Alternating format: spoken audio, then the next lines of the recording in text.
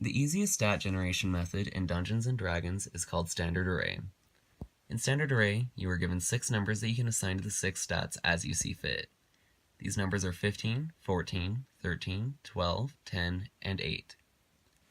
How you choose to assign these numbers to each stat depends on your class and playstyle. For example, you may want to choose a stat spread that isn't as effective for your class for roleplay reasons. However, in this example, I will assign the stats according to a more ranged playstyle. This means that the highest value should be assigned to Dexterity, which affects ranged attack, and the lowest value should go to Strength, since it mostly affects close or melee damage. I would like to have a decent Charisma stat in case I need to talk my way out of a bad situation, but I will make Constitution my 3rd highest stat instead because I would like to have more hit points so I can take a few more risks.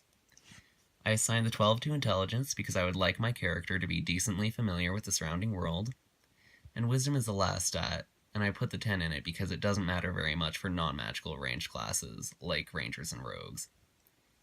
Each stat value has corresponding modifiers that you can add to the rolls you make in-game.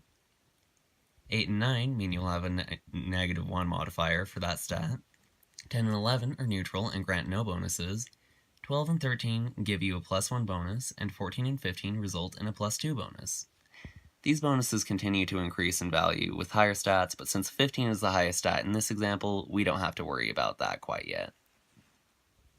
What I'm doing now is filling in the modifiers for each of the saving throws and skills that are used throughout the game. Each of them will say what stat they correspond to, so just fill in the respective values.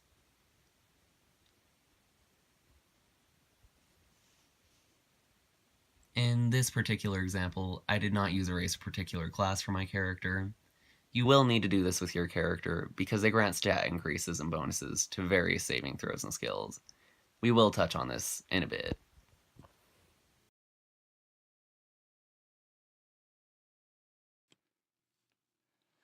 So the main difference from roll method to standard array is that you will obtain the numbers to distribute into your stats by rolling dice.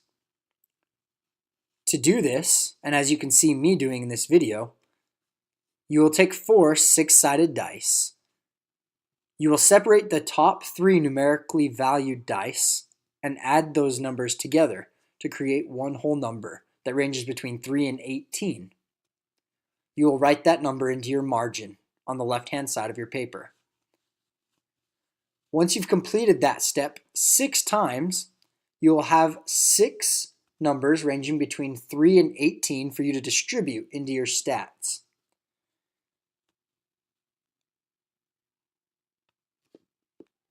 As you can see here, I've rolled a 6 in almost every single one of my dice rolls. I've been getting pretty lucky here. I'll probably have a character that's pretty powerful. That's good. Key will be figuring out how I want to distribute my stats. Perfect. Now that that's all done, I can look at the numbers and decide where I want to put each different one. We'll be talking about it a little bit later, and we will show you how to distribute those stats and where you might want to put your highest numbers and your lowest numbers, depending on which class you've chosen to do. Once you complete this step, you'll do the same thing you did to finish your class as you did in standard array.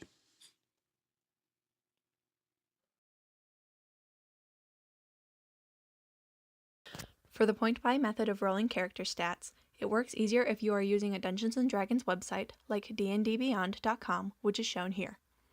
We are building a human fighter, which means that they have a +1 racial bonus to all of the scores, as shown here. The system sets all of our base scores to 8 to start with. D&D Beyond gives us 27 points to spend as we see fit amongst all the stats. Glancing at the drop-down menu, it shows the costs of raising each stat, with it costing 1 point or 2 points as you go up per level. D&D Beyond offers base scores in the range from 8 to 15. If you and your dungeon master agree on scores outside of the range, they can use the methods here to edit them and insert the scores manually. For building our fighter, the player's handbook recommends strength or dexterity as our highest score, followed preferably by constitution. You are free to determine what those highest scores look like based on how rounded you want your character scores to be. Scores can change as the characters level up and ability modifiers are added and earned. Personally, I do enjoy playing characters who do have negative modifiers in one or two of their stats, so I am not stressed about how much it costs to raise my stats unevenly.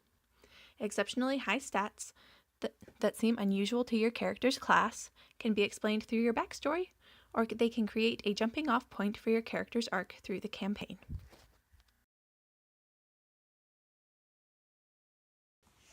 Now I would like to show you how to assign stats with a particular class in mind. I will be using Standard Array. This is a barbarian, so they're going to need a close combat-oriented stat spread. Strength and Constitution should be the highest stats, so this barbarian can deal and take a lot of damage. This character is a half-orc, so they have a +1 to Constitution and a +2 to Strength.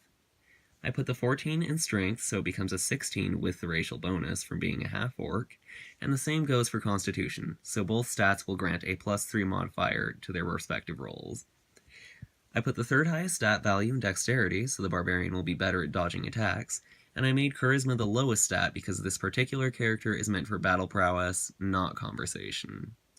Intelligence is the next lowest stat since I don't imagine this barbarian as being any kind of a scholar or intellectual, and I made Wisdom higher than Intelligence to represent their keen survival instinct that has kept them alive.